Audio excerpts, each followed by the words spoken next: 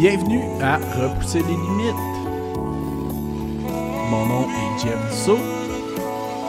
Ça me fait tellement plaisir de vous accueillir sur ce nouvel épisode.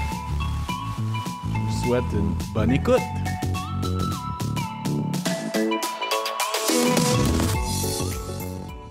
Bienvenue à Repousser les limites. Premièrement, je tiens à vous remercier sincèrement d'avoir choisi mon podcast.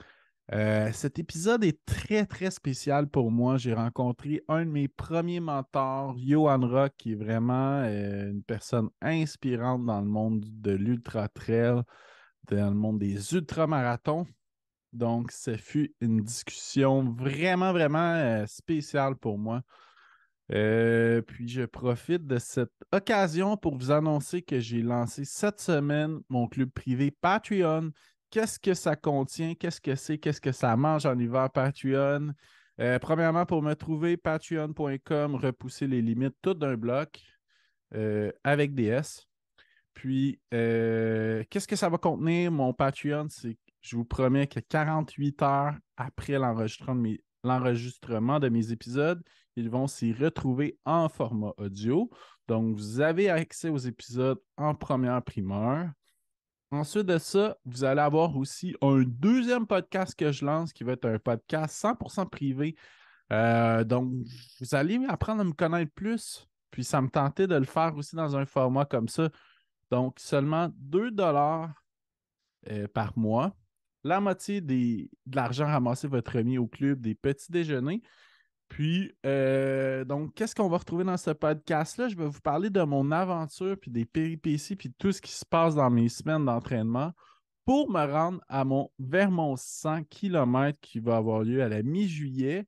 Et pour ce faire, je suis suivi par Amir Rouchewski, une coach légendaire, une ultra-athlète légendaire qui a gagné elle-même le 100 km, le 100 miles du Vermont.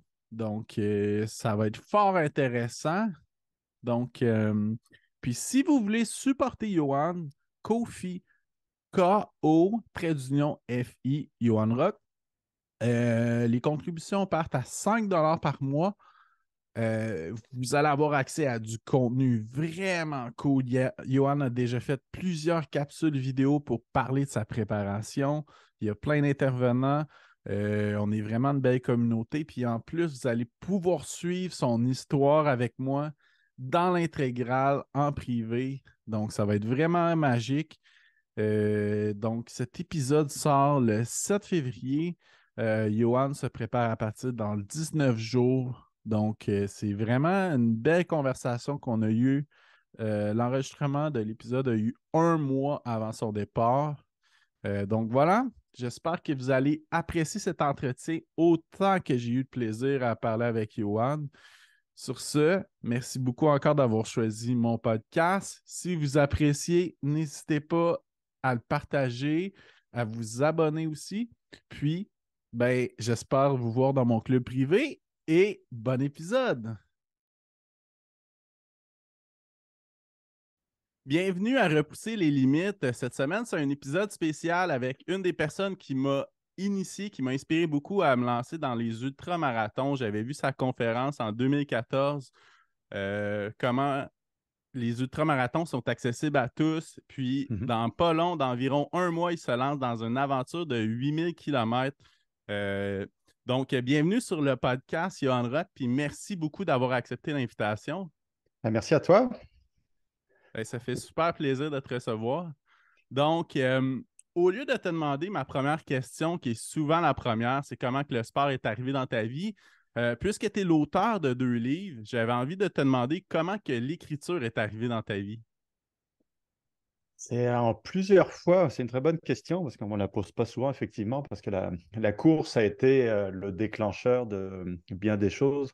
Donc, effectivement, les livres, il y a aussi plein de photos, donc plus des vidéos. Ben, les vidéos ne sont pas dans le livre, mais j'ai fait des vidéos à côté. Puis la course m'a permis de refaire vivre ou de faire refaire surface à d'autres passions que j'avais avant. Puis l'écriture, j'avais découvert ça, on peut dire d'une certaine manière, en 2012. 2002-2003, je commençais déjà à travailler en informatique depuis 99. Puis l'informatique, bon, c'est super intéressant. Je suis un peu un geek, tout va bien. Mais ça reste quand même un boulot technique et qui peut devenir assez répétitif.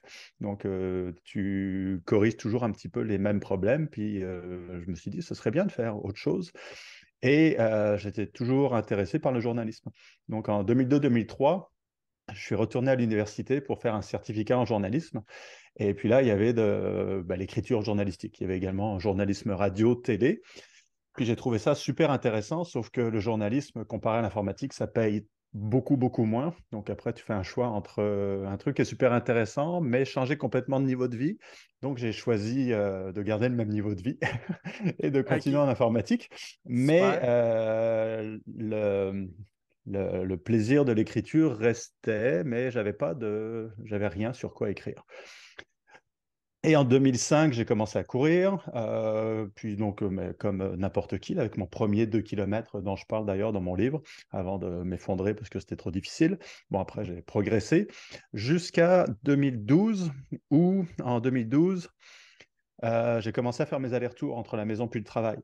Ouais, ouais, ouais, ouais. Et puis là, avant de me lancer là-dedans, je m'étais posé bien des questions. Est-ce que c'est possible de courir matin et soir tous les jours de la semaine et puis de s'en sortir vivant ou pas blessé? Puis j'avais cherché sur Internet, puis j'avais pas trouvé grand-chose honnêtement. Donc courir 2 fois par jour, tu trouves pas ça dans Runner's World ou les magazines, puis même sur Internet, il n'y avait pas grand-chose. Donc c'est là où j'ai décidé de partir un blog. Potentiellement à titre posthume, juste pour décrire, je vais essayer ça, puis je vais vous en parler, voir ce que ça donne. Et le blog, comme n'importe quel truc qu'on lance sur les réseaux, que ce soit un blog ou un podcast, c'est-à-dire au début, on se cherche, c'est-à-dire on a une idée, mais on ne sait pas trop dans quelle direction ça va aller. Et donc moi, dans mon cas, c'était, j'ai cherché mon style d'écriture pendant, je pense que ça a duré une bonne année et demie où j'essayais d'abord d'imiter ce qui se faisait ailleurs pour me rendre compte que ça m'emmerdait profondément, pour ensuite faire des récits de course, puis là, c'était un peu plus intéressant pour finalement, à un moment, basculer complètement dans le récit de course avec aucune donnée technique, puis uniquement voici ce qui m'est arrivé, puis voici les catastrophes que j'ai vécues parce que j'ai fait plein de mauvais choix, et c'est super drôle.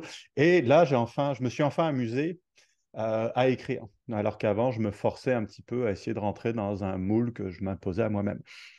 Et c'est littéralement ce blog qui est devenu, après un peu de nettoyage et de sélection, mon premier livre.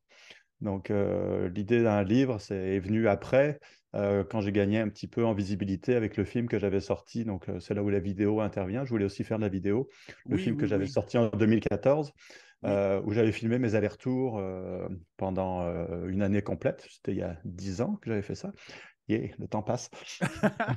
Ouais. Donc, puis là aussi, c'était une manière avec la vidéo de combiner finalement ce que j'avais appris en journalisme pour l'écriture aussi, où j'avais appliqué des techniques d'écriture journalistique à mes récits en prenant de la liberté, parce que là, ce n'était pas un article, mais qui rendait Mhm. les textes, je trouvais, plus intéressants grâce à ce que j'avais appris une dizaine d'années avant avec le certificat. Puis ça a marché parce que quand j'ai présenté mon blog à un éditeur potentiel à l'époque, qui donc ont été les Éditions de l'Homme, ils ont accepté en 2 semaines de rassembler le blog en un livre. Et puis bon, j'avais encore 6 ultras à faire dans l'année pour finir le livre, mais ça c'est un détail qui est venu après. Mais c'est de là que c'est venu. Donc c'est venu avant la course à pied, mais c'est la course à pied qui m'a permis de rendre ça possible, puis de devenir auteur. Sinon, j'aurais toujours rien à dire. Je voudrais écrire, mais sur quoi, je ne le saurais toujours pas. OK, donc la course à pied t'a inspiré à écrire, puis je crois que Mhm, ça t'a inspiré aussi pour la photographie. mhm. Effectivement, donc tout est venu en courte succession parce que j'ai commencé à écrire en 2012. En 2013, c'est là où j'ai commencé à filmer parce que tu sais, j'avais beau décrire par écrit ou à mes collègues ou à ma famille ce que je voyais, je sentais qu'il y avait un petit peu d'incompréhension. Donc Mhm. j'ai filmé en 2013, qui a donné donc mon petit film, mais en 2014, c'est-à-dire, je n'avais pas envie de continuer à filmer, c'est très prenant. Ouais, Puis ouais. filmer, c'est comme, OK, je vais filmer. C'est-à-dire, je passe toujours au même endroit, c'est toujours entre la maison puis le travail. C'est-à-dire, à un Mhm. moment, je ne peux pas diversifier non plus mon paysage à ce point-là. Donc, j'ai remplacé la vidéo par la photo.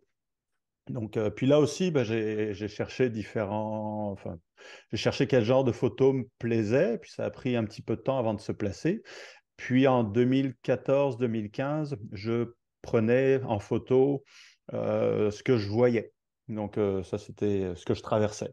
Donc, ça, c'était déjà assez évident, parce que avec la météo qui change, tu as quand même pas mal de choses à prendre en photo. Mais vers 2016, j'avais l'impression d'avoir fait le tour des photos que je pouvais prendre sur mon parcours de 10-12 km aller-retour. C'est-à-dire, Mhm. la météo a beau changer, à un moment, bon, le parc On a Jean-Drapeau, vu c'est le toutes parc les Jean-Drapeau. saisons. Le pont Jacques-Cartier, c'est le pont Jacques-Cartier. Donc la Ouais. lumière a beau changer, j'en ai vu beaucoup en 2-3 ans. Donc Mhm. les photos, à un moment, je me suis arrêté. Mais j'ai repris en 2018, d'ailleurs après avoir arrêté de courir. Puis j'ai repris la course en 2017. Puis la motivation était plus ou moins là, de courir juste pour courir. Et l'envie de sortir courir est revenue grâce aux photos. Donc, Ah ouais, OK. ouais, ouais, ouais. Où là, j'avais recommencé à prendre quelques photos parce que j'aime ça. Là, au début, c'était, je vais encore prendre ce que je vois. Mais là, je suis vite retombé dans ce que, ouais, mais j'ai déjà tout vu ou j'ai l'impression d'avoir tout pris en photo sur mon petit trajet. Donc là, j'ai changé de style de photo. C'était donc la série la plus récente, si on veut. C'est comme, je vais me prendre en photo tout seul dans mon environnement naturel, si on veut. Donc là, plutôt que de prendre ce que je voyais, j'ai tourné la caméra vers moi. Donc, ce qui donnait un défi technique supplémentaire. Donc, comment est-ce que je fais alors que je suis tout seul au milieu du fleuve ou sur le pont ou en ville ou peu importe pour me prendre en photo alors qu'il n'y a personne qui m'accompagne? Où est-ce que je mets la caméra? Trouver des angles originaux. Puis c'est cette démarche-là de toujours être à l'affût. Où est-ce que je pourrais mettre la caméra, regarder la lumière, me dire, ah, si je pars du travail un peu plus tôt, à un moment où le soleil se couche, les ombres seront super belles à cet endroit-là. C'est ça qui m'a motivé à repartir courir matin et soir pour aller chercher des images. Donc, puis là, donc c'est pas des selfies parce que je tenais pas l'appareil photo au bout de mon bras, donc c'était des autoportraits un peu plus Ouais, ouais, chic. ouais. Donc, puis c'est ça qui m'a vraiment remis sur la route ou le sentier ou la piste ou peu importe. En tout cas, en course à pied qui m'a forcé à sortir tous les jours ou motivé à sortir tous les jours. Donc, c'était un nouveau défi pour toi là, d'essayer de prendre des photos différentes. Puis c'était un nouveau challenge pour toi qui comportait Ouais, des nouveaux défis. ouais, puis c'était encore une fois, la course à pied était le moteur. En tout cas, c'était le Ouais, meilleur ouais. moyen de transport pour aller poser la caméra à un endroit inhabituel. Si j'avais été à vélo, il y a bien des endroits où je ne serais jamais allé, ça aurait été trop compliqué, surtout l'hiver. Tandis qu'à pied, tu peux aller littéralement partout. Donc, Mhm. c'est ça qui donnait l'originalité, je pense, des images. C'est que à pied, quand tu es tout seul au milieu du fleuve, bon, tout le monde pourrait y aller parce que Montréal, on est quand même quelques millions.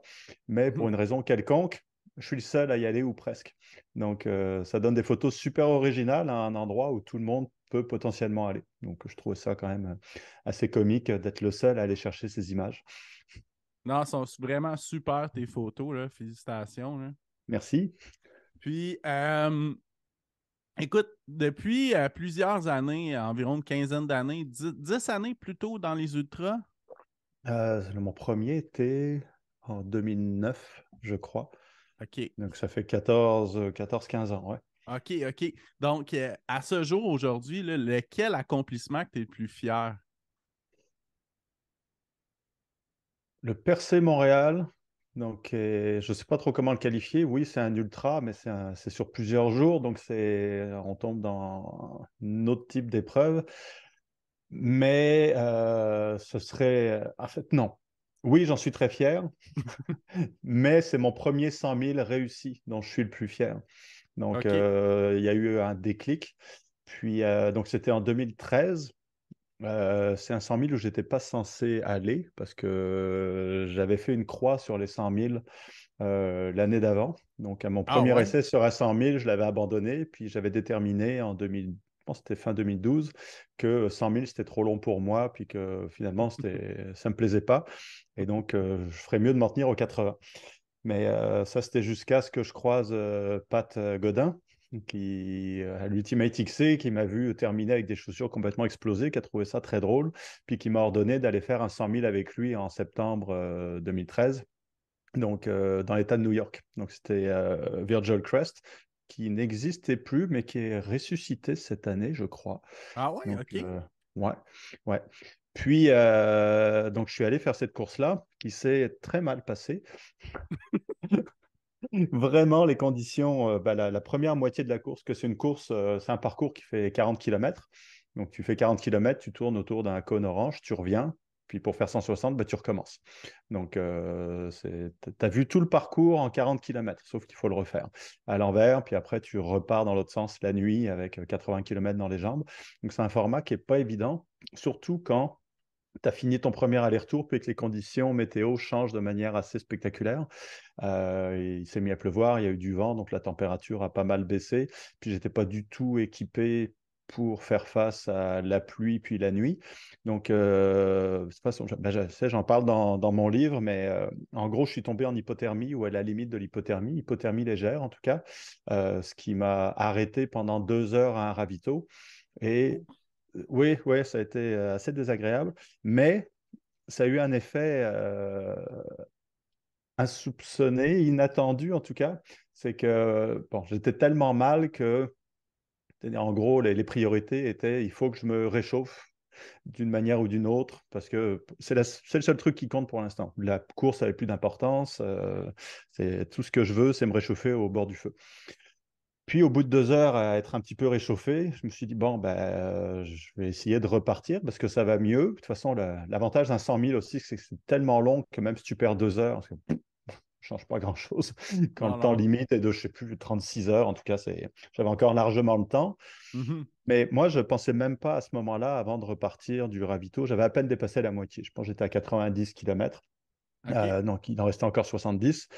Puis avant de quitter ce ravitaillement, c'est-à-dire, je ne pensais pas atteindre la ligne d'arrivée. Tout ce qui comptait pour moi à ce moment-là, c'est comme est-ce que je peux atteindre le ravitaillement suivant sans me mettre en danger?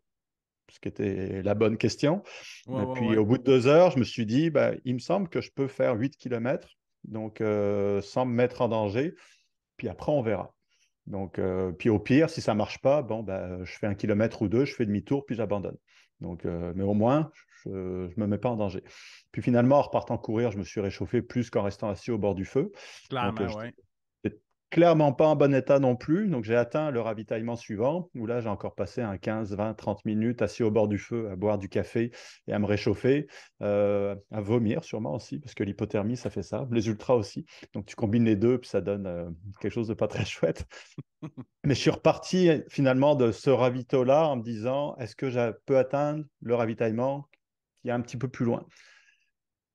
Puis j'ai essayé, j'y suis arrivé, je me suis encore arrêté, puis j'ai répété ce jeu-là, donc toute la nuit et le début de la journée d'après, avec l'objectif, c'était jamais d'atteindre la ligne d'arrivée, c'est juste voir est-ce que je peux atteindre le ravitaillement suivant.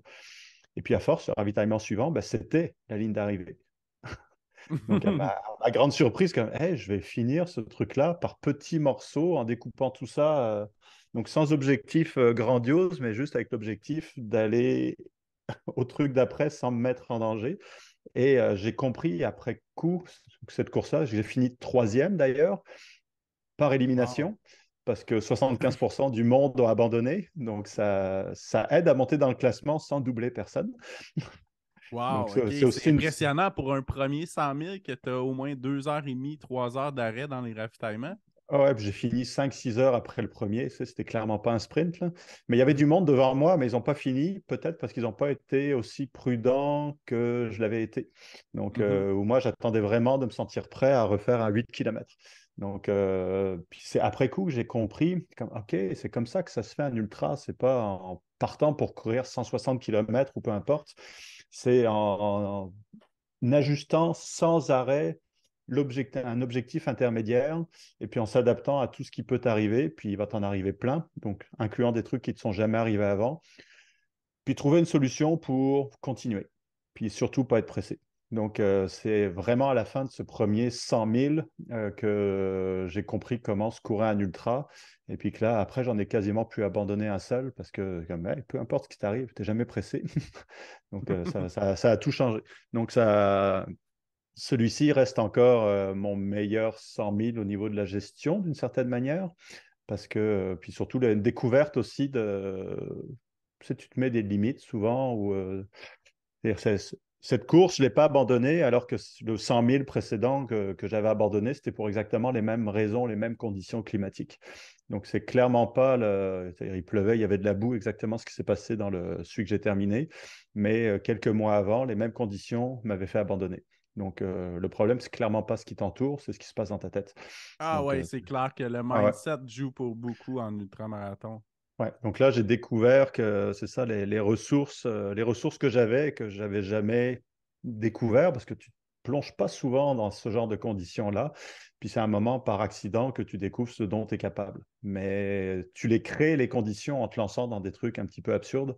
Puis là, tu vois ce que ça donne. Puis après, tu détermines si ça te plaît ou pas. Puis dans mon cas, ça m'a plu de finir en hypothermie puis de vomir mon café. Donc j'ai recommencé. Et après ça, il y a eu le Bromont Ultra, il y en a eu plein d'autres, Mhm. là. Mhm. Le Bromont Ultra, je me rappelle encore de ton récit, c'était vraiment inspirant. Tu as été le premier à terminer le premier Oui. Bromont Ultra 160 avec 3 sommes, je pense, pendant la course. Ouais, j'ai fait 3 siestes qui étaient. Bah, tu vois, j'avais dû apprendre que ça sert à rien de se presser. Si j'étais fatigué, bah, je vais dormir, puis ça ira mieux après. Puis j'ai fait 3 siestes au milieu du sentier sur une table de ravitaillement, puis je sais plus où là. Donc bah, dans le garage chez Bob, c'était de loin le plus confortable. Puis bah, ça m'a aidé à continuer là où peut-être d'autres ont essayé de forcer, et puis finalement ça les a ralentis. Donc mais là j'ai appris à faire confiance ou à utiliser toutes les solutions possibles pour continuer à avancer, même celles qui ont l'air contre-intuitives, comme je vais perdre du temps en 15 minutes, mais après ça ira mieux. Puis effectivement, souvent, ça débloque la situation.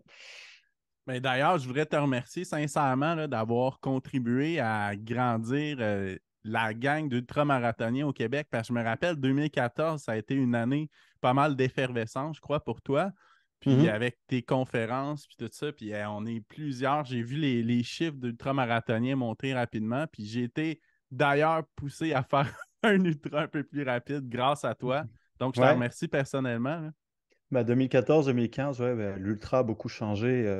L'ultra a énormément changé au Québec parce que quand j'ai commencé Ouais, mes ultras en 2009, tu sais, j'avais déjà entendu parler des ultramarathons très peu de temps avant, donc peut-être en 2007 ou 2008, c'était tout frais. Puis au Québec, il y avait uniquement l'Ultimate XC qui était à Tremblant d'abord, qui ensuite s'est déplacé à Saint-Donat. Et ouais, puis, donc c'était le seul ultra et il faisait officiellement 50 kilomètres, officieusement 58. Donc c'était la plus longue distance qui était disponible au Québec pendant longtemps. Après, il y a Aricana qui est apparu, puis le Bromont Ultra, puis Mont-Sainte-Anne, puis peu importe, mais le premier 100 000 officiel, bah, c'était le Bromont Ultra en 2014. Avant, il y avait peut-être des 80. Il y en a qui avaient fait un 100 000. C'était Martin Rouillard qui avait fait un 100 000 au Québec, le premier avec la Pandora. ouais, Donc, exactement, ouais.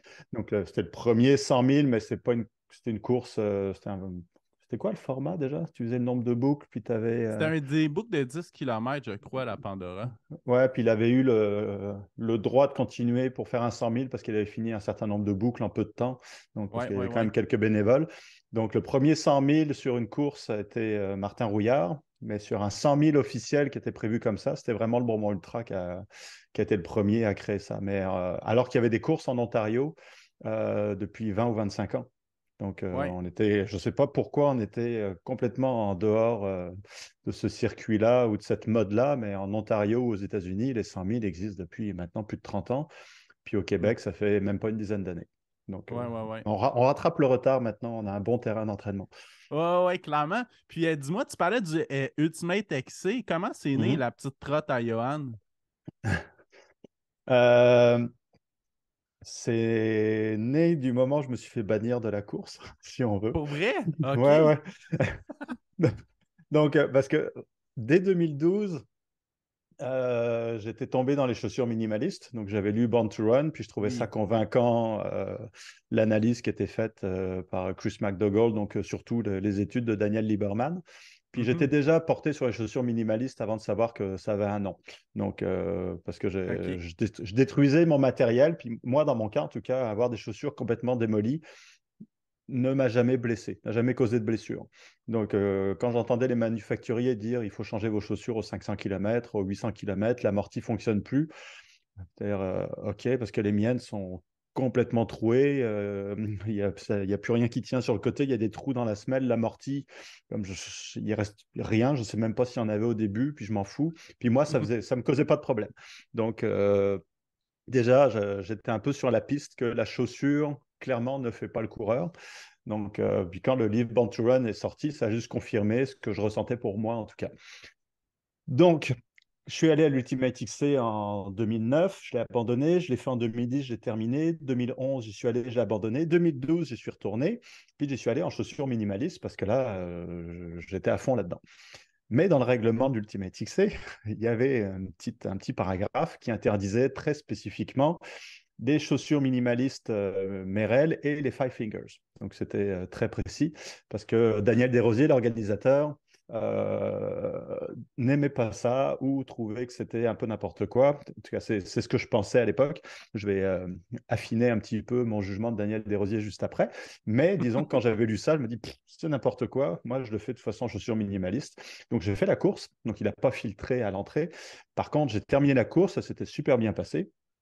Et puis, à un moment, il y avait un commentaire sur Facebook après la course, quelqu'un qui demandait mais est-ce qu'il est possible de faire ce parcours en chaussures minimalistes? Puis moi, je venais juste de le faire, donc je suis allé commenter en disant oui, il n'y a pas de problème. Puis d'ailleurs, c'est super bien passé pour moi, j'ai bien terminé la course, donc vas-y, lance-toi. Daniel Desrosiers a vu le commentaire, puis il m'a dit félicitations, les chaussures minimalistes sont interdites sur mon parcours, donc tu es banni à vie de mes événements. Oh! Donc, OK. Donc, j'ai essayé de communiquer avec lui. Ça n'a rien donné. Blaise Dubois, qui était depuis toujours un adepte des chaussures minimalistes, a essayé de communiquer avec lui. Ça n'a absolument rien donné. Parce que Daniel Desrosiers, quand il a une idée derrière la tête, Ouais, c'est comme ça. ouais, il était reconnu pour ça, Ouais. vraiment. Oui. Donc, 2013, j'ai essayé de me réinscrire pour la nouvelle édition de l'Ultimate XC, ce qui n'a pas fonctionné. Donc, donc j'allais dans le formulaire, puis là, il y avait une erreur, non spécifiée, mais il y avait une erreur. Donc là, j'ai recontacté Daniel pour lui dire j'essaie de m'inscrire à ta course, puis ça marche pas. Donc là, cette fois, il m'a répondu, puis il dit ah ouais, attends, 2 secondes, je vérifie un truc. 2 minutes après, il me dit vas-y, réessaie. Puis là, j'essaie de m'inscrire et ça fonctionne. Donc, il avait clairement entré mon nom dans son système pour pas que je puisse m'inscrire. Mais son avis avait évolué dans l'intervalle. Donc, j'ai fait la course en 2013. Puis, en fait, ce que j'ai compris de Daniel, c'est qu'il ne voulait pas qu'il y ait du monde qui vienne faire n'importe quoi sur ses courses. Donc, parce que Pour ont le toujours été, danger potentiel. ces courses ont toujours été difficiles. C'est-à-dire, Ouais, ouais, ouais. il fait passer exprès par des endroits.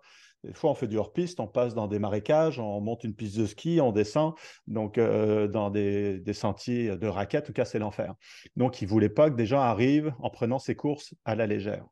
Mhm. Donc, et pour lui, arriver avec des chaussures minimalistes ou des Five Fingers, ça semblait être un petit peu quelqu'un arrive puis veut essayer de démontrer qu'il est capable de faire je ne sais pas quoi. Puis donc, il ne voulait pas de clown, en gros. Mais il a compris que moi, je ne faisais pas ça pour me faire remarquer ou quoi que ce soit. Je faisais ça parce que je maîtrisais ce que je faisais.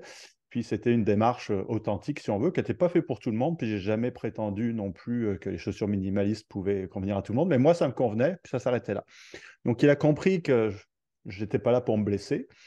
Et puis donc il s'est dit, OK, il vient faire ma course avec le respect qu'il faut pour le terrain qu'il est capable d'affronter.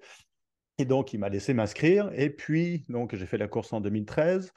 Et puis, en 2014, si je ne me trompe pas, ouais, 2014, il nous avait invités. C'était en 2014 ou 2015? 2014. 2014, il avait invité 2 coureurs à faire donc officiellement 50 km. En fait, c'était un 58 ou 60 officieusement. Il s'est dit, on va essayer de Mhm. faire l'aller-retour. Puis ces 2 coureurs-là d'expérience, il avait plu, c'était épouvantable avant qu'ils le fassent. Donc ils se sont retrouvés à traverser les marécages en pleine nuit. Sauf que le niveau de l'eau avait tellement monté que ça devenait vraiment dangereux. Donc ils n'ont pas pu faire l'aller-retour de 120 km. Donc 2014, premier essai sur le 120 km, ça n'a rien donné. Il a réessayé l'année suivante. Attends, mais j'essaie de me souvenir. Je pense que c'était en 2013 qu'il avait essayé la première fois. En 2014, il nous a invités, donc on était 7. ultra-marathonien d'expérience. Puis il m'avait invité parce que là, j'avais démontré que je savais ce que je faisais, puis que j'étais capable de finir des courses en hypothermie. Bon, en tout cas, on a les qualifications qu'on peut. Ouais. Et puis, on a à nouveau essayé de faire l'aller-retour. Et puis, par un concours de circonstances, j'ai été le seul à terminer l'aller-retour. Tous les autres ont abandonné pour plein de raisons différentes et toutes valables quand tu te lances dans un ultramarathon. Il y en a qui se sont perdus. C'est-à-dire, le balisage, quand tu fais un parcours à l'envers, n'est pas forcément adapté. Donc, ils sont Mm. tellement perdus qu'à un moment, ils se sont dit, OK, ça ne vaut pas la peine de continuer.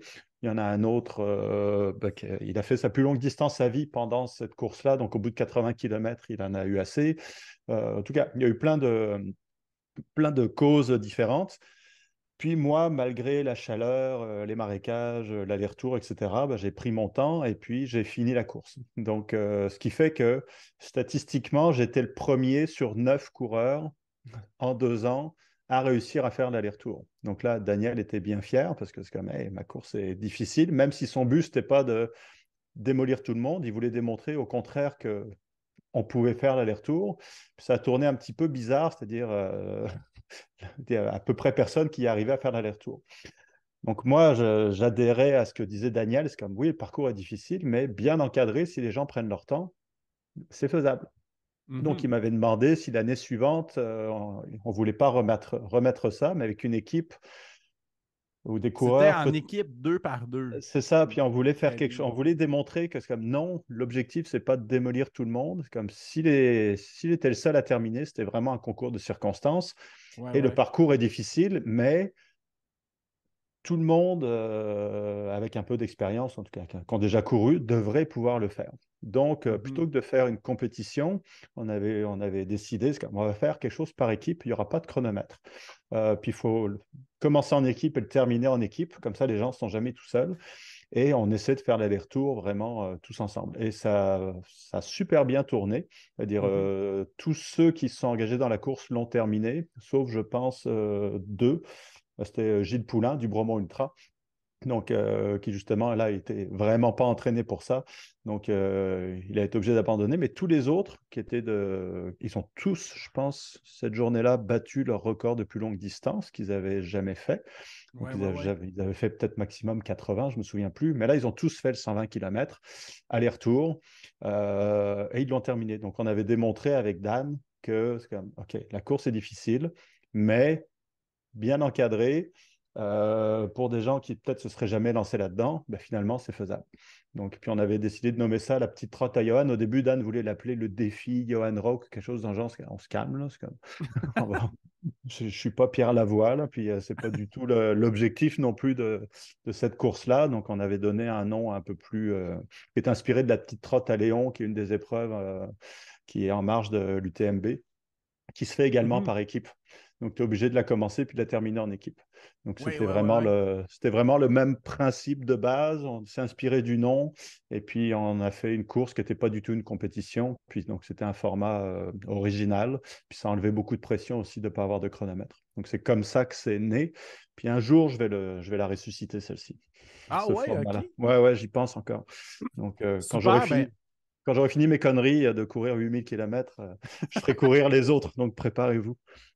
super, ben écoute, c'est justement pour ça que je voulais parler un petit peu de ça, parce que ça a été quelque chose qui a été très rassembleur, parce que courir à deux, la plus longue distance à vie, je trouvais que ça rassemblait beaucoup d'éléments du trail running qui n'avaient Ouais. pas tant été mis de l'avant au Québec. Fait que c'est pour ça que je voulais en parler un petit peu.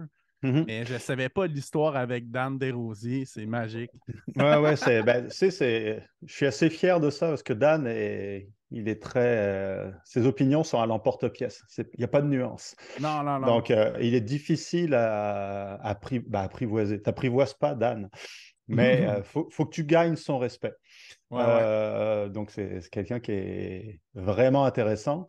Puis donc, j'étais quand même fier de gagner le respect de quelqu'un qui est a priori intransigeant. Mais une fois que tu comprends comment il fonctionne, c'est pas de l'intransigeance, c'est juste qu'il manque de tact. OK, ça convient pas à tout le monde. Parfait. Mais la mécanique derrière de ce qu'il pense est logique. Donc, et Mhm. puis, honnêtement, là, la plupart des coureurs de trail qui ont beaucoup d'expérience maintenant au Québec sont passés par l'école d'Anne Desrosiers avec l'Ultimate XC, qui était Ouais. pendant longtemps la seule course de trail et d'ultra au Québec. Et donc, ça a formé la première génération de coureurs de trail du Québec. Donc, incluant Pat Godin, Pierre Lequien, Martin Rouillard et tous les vieux routards, là. Donc, Pierre Ouais. Lequien qui a quand même terminé combien 6, 7, 8 fois le Bromont Ultra. Ouais, il y avait Plus, toutes les éditions jusqu'à l'année passée, là, jusqu'à ce ouais. qu'il fasse seulement du bénévolat. Donc, au Bromont Ultra, mais sinon, il a terminé une vingtaine de 100 miles. En tout cas, Ouais, il a créé, Dan, vraiment toute la première cohorte d'ultra trailer au Québec. ouais, ouais, Donc, ouais. il a réussi son coup. Super. Puis, parlons un peu maintenant de ton aventure qui s'en vient. Ouais, Est-ce que ton aventure de Gaspésie à Montréal, ça a été super inspirant, premièrement, à te suivre pendant la pandémie, là. Ça me ouais, rappelait beaucoup Scott Jurek quand il avait fait l'Appalachian Trail qu'on suivait jour par jour, là. C'était ouais, du ouais. même format légendaire québécois. C'était vraiment Ouais. super à suivre. Puis, est-ce que tu as appris des choses que tu vas transposer dans ta longue trotte de 8000 km? J'ai appris beaucoup de choses qu'il ne faut pas que je répète. Il ne faut pas que je répète les mêmes erreurs. Donc, j'ai fait plein d'erreurs qui n'ont pas eu de conséquences majeures sur une course qui ne durait que 2 semaines, entre guillemets, là. Donc, c'est Ouais, long, 15 mais jours, je en crois. 15 jours, tu peux, même si tu fais des erreurs, tu peux arriver au bout. Si je pars avec la même approche avec laquelle j'ai couru 2 semaines sur une course de 5 mois, bah, je tiendrai 3 semaines. Mhm. Donc, c'est assez clair, principalement au niveau alimentation. Ouais, Donc, ouais, ouais. c'est-à-dire, j'ai perdu du poids, évidemment. Donc, physiquement, quand on voit les photos, on a l'impression que j'ai perdu comme 20 livres ou quelque chose comme ça. Et j'en ai perdu, je pense, 7, 8. Donc, les photos sont beaucoup plus impressionnantes que la perte de poids réelle. Sauf qu'en OK. même temps, perdre 7, 8 livres en 2 semaines, au début, je me dis, ah, c'est pas tant que ça. Mais en fait, c'est ingérable. Donc, si je pars comme ça de Floride, puis que je cours 2 semaines, j'aurai à peine dépassé Miami. Puis après, je pourrai encore courir 1 ou 2 semaines à ce rythme-là. Puis après, j'aurai perdu trop de poids. Puis mon corps va me dire, va me forcer à m'arrêter. Donc, Mhm. clairement, j'ai pas assez mangé. Donc là, OK. c'est un apprentissage où il va falloir que j'apprenne à manger beaucoup, tout le temps, tous les jours. Ouais, Parce ouais, qu'en fait, ouais. le but du jeu, ça va être non pas de perdre du poids, mais de garder le même poids du début à la fin. Donc, ça Oui, veut oui, dire oui. trouver l'équilibre entre dépenser de l'énergie pour avancer et manger assez pour compenser exactement ce que j'ai brûlé. Et Ouais. ça, jour après jour après jour, c'est la clé pour tenir 5 mois. Même chose avec le sommeil. Je n'ai pas dormi tout à fait assez entre Percé et Montréal, mais 2 semaines en déficit de sommeil, bon, c'est tolérable. Ouais. 5 mois, ça sera le même jeu, c'est-à-dire si je n'ai pas le temps de récupérer assez après chaque jour de course, ben, ça va me rattraper. Donc, il Mhm. n'y a rien de grave là-dedans, c'est-à-dire si je fais ces erreurs-là, et je ne vais sûrement pas trouver l'équilibre dès le début, ben, j'ai 5 mois pour ajuster. C'est-à-dire, si à un moment, j'ai pas assez mangé, j'ai pas assez dormi, puis que ça va mal ou peu importe, rien m'empêche de m'arrêter 2, 3 jours, puis de manger dans un restaurant à volonté, puis dormir tout le reste de la journée avant de repartir. C'est-à-dire, sur Mhm. 5 mois, ça me prend 5 mois et 3 jours. Je pense que tout le monde s'en fout, et moi inclus. Donc, c'est l'avantage de cette très, très longue aventure, c'est que je vais faire plein d'erreurs et j'aurai tout le temps de trouver comment corriger l'erreur. Donc, ça revient un petit peu à Ton Virgil premier Quest 100 dans 000? le premier 100 000, c'est comme, Ouais. bah, je veux juste trouver le moyen d'avancer une journée de plus sans me mettre en danger ou quoi que ce soit. Puis je vais faire toutes les corrections en cours de route. Sauf que là, au lieu que ça dure 25-30 heures, bah, ça va être 150 jours. Puis, est-ce que tu as une nutritionniste? Est-ce que tu as des spécialistes qui te suivent pour te supporter là-dedans? Non, Non? non, j'aurai les épiceries américaines et les fast-foods américains. Donc je pense qu'il ne faut pas qu'un nutritionniste mette le nez là-dedans et il ou elle va paniquer. Mais ça, c'est aussi une question de logistique. C'est comme s'il fallait que je trouve la nourriture qui me plaît le mieux, puis qu'on me l'apporte pendant 5 mois, parce que je ne la trouverai pas dans les petites épiceries aux États-Unis, dans les Ah, petites ouais, villes. ouais, ouais. Donc Surtout il des faut que, coins éloignés dans l'Appalachian Trail, là. ouais, ouais. Donc il faut que je me base pour ma nutrition sur ce que je trouve dans n'importe quelle épicerie aux États-Unis. Donc ce sera très riche, très gras, très sucré, très salé. Je pense que ça convient pour un ultramarathon, ça tombe bien. Ce sera vraiment pas équilibré. Mais en même temps, je vais brûler un nombre de calories tellement monumental que, OK, ce sera sûrement trop riche, mais je compenserai après, pendant les 6 mois après ma course pour retrouver un régime un peu plus sain. Mais là, je ne serai clairement pas dans l'équilibre, les bonnes pratiques alimentaires pendant quelques mois. C'est pas grave. Clairement. Puis, tu parles beaucoup et tu préconises ton approche minimaliste. Mhm. Donc, j'imagine que ta première section risque d'être en Luna Sandal. Ouais, ouais, ouais. Et puis, comment ça va se poursuivre pour la suite dans l'Appalachian Trail? Est-ce que tu as un plan de match déterminé, plutôt flexible? Ça va être plutôt flexible. Je- OK. Tout mon plan à tous les niveaux est flexible parce que j'ai jamais fait ça. Ouais, Euh, ouais. je me suis renseigné, j'ai lu sur ceux qui ont fait quelque chose de similaire avant, mais comme n'importe quoi dans les ultras, comme ce qui fonctionne pour quelqu'un ne fonctionne clairement pas pour d'autres. Puis même moi, des recettes que j'avais trouvées pour moi ne fonctionnent pas à l'ultra suivant. Donc, il ne faut pas trop s'attarder à des recettes qui ont l'air magiques. Elles ont une durée de vie très, très courte. Donc là, je suis obligé d'être flexible. C'est le seul moyen de ne pas être trop déçu. Donc, je vais m'adapter au niveau nutrition, évidemment. Puis les sandales, je vais les essayer en Floride, c'est certain, juste parce que ce sera plat, puis il fera chaud et humide. Donc, les sandales, vu que je suis habitué, ça va être un très bon choix. Après, dans les montagnes, je vais essayer en sandales, pour vrai. Donc, je Ah vais ouais? tester Arikana. Puis, c'est pas tant le côté technique qui me fait peur, c'est plus la boue. Arikana, le côté technique, je l'ai bien toléré, malgré les racines, etc. La boue et les sandales, par contre, ça fonctionne pas du tout. Donc, mais j'imagine des Appalaches, je vais vite tomber sur des sentiers très boueux, très humides. Donc, je serai obligé de mettre de côté les sandales pour y aller avec des chaussures de trail minimalistes comme j'ai l'habitude. Donc là, il faut que je vois comment j'arrive à me faire livrer des chaussures en plein milieu, à moins que je les transporte depuis le début, ce qui est possible. Donc, c'est pas si lourd, mais ça, je vais m'ajuster. Je vais y penser dans les prochaines semaines. OK, super. Puis, au niveau du mindset, là, c'est la chose la plus importante, selon moi, pour bien préparer un ultramarathon, Ouais. est-ce que tu fais quelque chose de spécial pour ta préparation ou tu y vas, je vais gérer ça, go with the flow avec le Il y a plus grande deux as- ouverture d'esprit possible? Ouais, il y a deux aspects. Bon, là, par contre, l'expérience que j'ai acquise sur le Percé Montréal va être essentielle, parce que Ah j'ai ouais. vu ce que ça me faisait de courir, l'équivalent d'un ultra chaque jour, puis de recommencer le lendemain. Donc, j'ai démontré à moi-même que je pouvais le faire, au moins pendant 14 15 jours.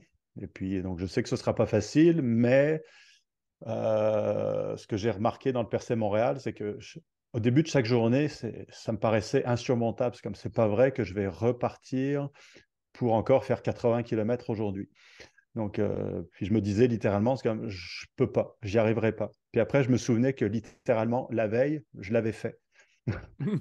Donc, c'est comme, ok, je viens de le faire. C'est pas comme si je l'avais fait dans une autre vie. C'est comme je l'ai fait hier, puis je l'avais fait le jour d'avant encore. Donc, il n'y a pas de raison que je puisse pas le refaire aujourd'hui. Donc, basé sur l'expérience immédiate, il fallait que j'arrive à me convaincre moi-même, parce que je peux le faire à nouveau. Puis là, tu fais une journée de plus, puis finalement, dans la journée, tu te rends compte que même si tu n'avances pas vite, tu avances, puis que les kilomètres finissent par s'accumuler, puis que tu es capable de refaire un autre 60-70 kilomètres. Donc ça, j'ai appris ça, donc je vais me baser là-dessus. J'ai aussi appris que la manière dont l'esprit fonctionne se modifie quand tu te donnes un objectif aussi absurde que d'atteindre le sommet du Mont-Royal, donc qui est une montagne vraiment spectaculaire. Si tu l'as jamais vu, je te conseille, ça fait quand même 220 mètres d'altitude, 240 je crois. Bref, c'était mon objectif en partant de Percé, je veux aller en haut du Mont-Royal.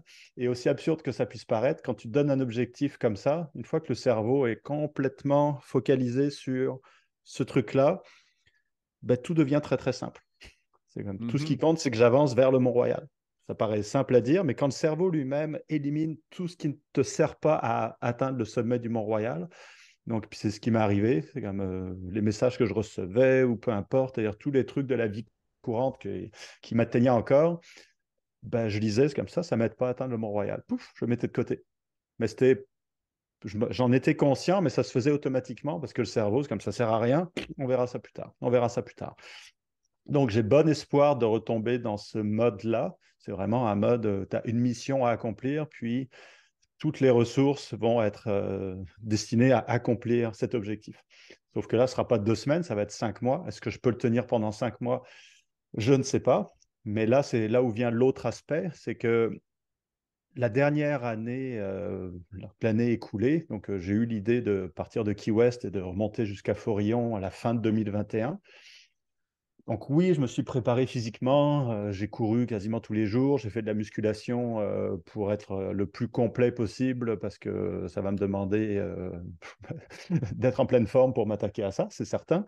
Mhm. Mais il y a une limite à ce que je peux faire comme préparation physique. C'est-à-dire à un moment, il faudrait que je cours quoi, 100, 200, 300, 500 km par semaine. Non, ça ne sert à rien. Donc j'ai juste été régulier en étant toujours prudent si on veut, c'est-à-dire je ne me suis pas blessé, ce qui était l'essentiel. Tu veux être le plus en forme possible et surtout pas être blessé. Mais j'ai surtout passé l'année à préparer mon absence. Parce Ah que ouais. je ne veux, c'est-à-dire ce qui pourrait m'affecter le plus, c'est pas ce qui va m'arriver sur le sentier, à moins que je me blesse pour vrai, c'est-à-dire une entorse, une fracture, une mauvaise chute, c'est comme ok, ça c'est clair, mais ça je peux pas le prévoir. Par Mhm. contre, ce qu'il fallait que je fasse, c'était préparer mon absence de la maison auprès de Anne, des enfants, auprès de mes parents, auprès de mes amis, auprès de mon travail, mes finances, mon banquier, si on veut. Donc tout ça pour être certain que tous les problèmes de la vie courante, c'est-à-dire la vie Ah, normale, ne m'affectent pas. ouais, je C'est-à-dire comprends. que je puisse m'absenter 5 mois et qu'il n'y ait pas un problème qui devienne assez gros qu'à un moment, ça me sorte de l'objectif, c'est d'atteindre Forillon. Parce qu'à un moment, l'objectif est absurde. Il n'y a rien qui me force à atteindre Forillon. Puis, mais il faut que j'y croie. Il faut que je Ben croie oui. pendant 5 mois que le truc le plus important de ma vie, c'est d'arriver à Forillon. Mais ça ne sera plus la chose la plus importante si à un moment c'est le bordel à la maison ou si mes finances, je suis en faillite personnelle ou tout cas, n'importe quel truc assez gros qu'à un moment c'est comme OK, là on tire la plug, je rentre chez moi parce que ça ne tient plus la route. Donc fallait que je prépare 5 mois d'absence, que le monde, mon monde, puisse continuer à tourner sans moi. Puis que s'il y a des problèmes, il y aura des problèmes, que ce soit rien de grave. C'est-à-dire, il peut arriver des urgences. Puis là, s'il y a des urgences, OK, j'y ferai face, puis quitte à interrompre ma course ou y mettre fin. Mais tout le reste que tu peux prévoir jusqu'à un certain point, comme, OK, Mhm. je pars 5 mois, qu'est-ce que je peux faire pour me protéger des problèmes auxquels je peux penser pour que ça n'arrive pas ou que ceux qui restent peuvent les gérer et attendre que je revienne. Ce qui Donc, est la c'était. grande différence, en fait, de 2 semaines que tu as fait auparavant, puis là, Ouais, 5 mois. ouais. Et puis, on parlait de Scott Jurek tout à l'heure. Ouais, ouais, Et ouais. ça me vient justement directement de ce que j'étais allé rejoindre Scott Jurek pendant une journée quand il avait fait en 2015. Oui, hey, c'est vrai. Oui. Ouais. Puis donc, je me base sur ce que j'ai appris en voyant, même si j'ai couru 25 km avec lui seulement, mais j'ai vu comment ça fonctionnait pendant en gros, un gros 24 heures, comment c'était Mhm. organisé. Et puis, donc lui, il avait une équipe. Donc, puis en fait, son équipe, quand je suis arrivé, il y avait Ricky Gates et Karl Meltzer, donc deux super ultramarathoniens. Donc c'est comme, OK, j'arrive, puis je vois Ricky Gates, Karl Meltzer, Scott Jurek, c'est comme, cool, bonne journée, ça commence bien. Bon, Scott Jurek était quasiment à poil en train de se doucher avec une bouteille d'eau. Ça change un peu, j'ai pas pris de photos, ça aurait été intéressant. Mais il y avait quand même trois sommités de l'ultra trail devant Ah ouais, moi. clairement. Et il y avait Jenny, la femme de Scott Jurek. Puis donc, ce que j'ai appris en cours de route rapidement dans cette soirée-là, puis la journée d'après, quand j'ai couru avec lui, c'est qu'en gros, Karl et Ricky étaient là pour l'aider pendant quelques jours, puis après, ils retournaient vivre leur vie, etc. Et la seule personne qui a été présente du début jusqu'à la fin de sa tentative de record, donc il a battu, c'était Jenny. Et Jenny, bon, s'occupait de Scott, donc elle se levait avant lui pour préparer à manger. Ensuite, elle s'occupait de lui parce que lui, son boulot, c'était de courir, évidemment. Il ne pouvait pas se Mhm. concentrer sur autre chose. Mais c'était elle qui lui préparait à manger. Donc là, il partait courir. Ensuite, c'était elle qui devait préparer tous les ravitaillements, puis conduire avec le minivan pour le retrouver sur des routes qui n'avaient pas de nom, mais qui croisaient le Sentier des Appalaches. Sauf que le Sentier des Appalaches, bon, lui, il fait une ligne droite, puis les routes, elles font plein de détours. Donc, ce qui fait que dès qu'il est parti, elle, il faut qu'elle prenne le volant pour arriver avant lui à une intersection qui n'a pas de nom au milieu de nulle part, pour être sûr que quand il arrive, son sandwich soit prêt. Il arrive, il s'assoit 5 minutes, il mange son truc, puis il repart. Puis dès qu'il est reparti, elle, il faut qu'elle reprenne le volant, puis qu'elle continue. Donc ça, toute la journée, il ne faut pas rater un ravito parce que lui, il n'a rien avec lui. Et Mhm. puis, quand il a fini la journée, ben, lui, il prend sa douche avec une bouteille d'eau ou quoi que ce soit. Donc elle, elle se couche après lui. Donc elle fait ça jour après jour après jour, à être toujours sur la route, à être toujours sur le qui-vive, et en plus à gérer tous ceux qui venaient le rejoindre. Donc, ça inclut Ah Karl oui. Metzer, Ricky Gates, Monsieur et Madame Tout le Monde, des clowns comme moi qui arrivent pour courir 25 km, les médias. Donc, c'est elle qui gérait tout ça parce que c'était la seule personne qui était présente du début à la fin. Donc là, tu regardes ça. Moi, j'ai vu ça, puis je me dis, OK, Scott, il est un peu amoché, il a beaucoup maigri, mais ça va. Par contre, si Jenny décide que pour elle, c'est trop, puis qu'elle s'en va, ben, la course de Scott est terminée. Ouais, ouais, ouais. Donc, c'est là où je me suis dit, OK, le problème, c'est pas moi qui cours, c'est tout ce qui m'entoure. Parce que Scott n'aurait jamais pu continuer si son environnement, bah, finalement, foutait le camp un petit peu. Puis là, son environnement dépendait entièrement de la capacité de Jenny de poursuivre sa tâche. Elle aurait pu tomber malade ou peu importe, ça n'aurait pas forcément été sa décision. Mais donc, c'était super fragile. Donc, en gros, si Jenny débarquait, c'est comme c'est terminé. Donc moi, j'ai retenu ça, c'est comme, OK, il faut que je dépende le moins possible de quelqu'un d'extérieur. C'est impossible, je vais avoir plein d'aides en cours de route, mais il ne faut pas que je me base sur une aide extérieure et il ne faut surtout pas non plus que le monde extérieur, s'il y a des problèmes, que ça m'affecte. Sinon, ma course est terminée pour les mêmes raisons. Donc, j'ai appris de cette expérience-là. Donc, c'est pour ça que je vais le faire, non pas en autonomie complète, mais sans équipe. Parce que si tu te mets une équipe pour t'assister, l'équipe, 5 mois, comme déjà, tu vas pourrir la vie de pas mal de personnes qui vont t'accompagner pendant 5 mois, parce que ce ne sera pas le fun, être dans un Mhm. minivan. Puis si l'équipe s'engueule ou ont plein de problèmes de leur côté, parce que 5 mois, Ça ça va peut arriver sur la route, t'affecter? ça va m'affecter. Puis là, c'est une Ben autre oui. gestion. Il ne faut pas que je gère juste moi, mais d'autres mondes. Donc, d'autres personnes avec des conflits, des problèmes, ta. Donc, c'est comme tout ça, c'est comme, OK, non, c'est pas possible. Mhm. Donc, c'est vraiment une année de préparation pour être sûr que je peux me débrouiller tout seul, puis que les autres peuvent se débrouiller sans moi. Donc, c'est surtout ça la règle du jeu. Donc, on va voir si ça fonctionne. Excellent. Puis tu parlais de ça, puis ça me fait penser à quelque chose parce que moi, j'avais suivi à chaque jour Scott Jurek, puis Ouais. tu parlais de Jenny. Puis je me rappelle, je pense qu'au 25e jour, il y avait quelque chose, un moment donné, Scott avait mal au genou.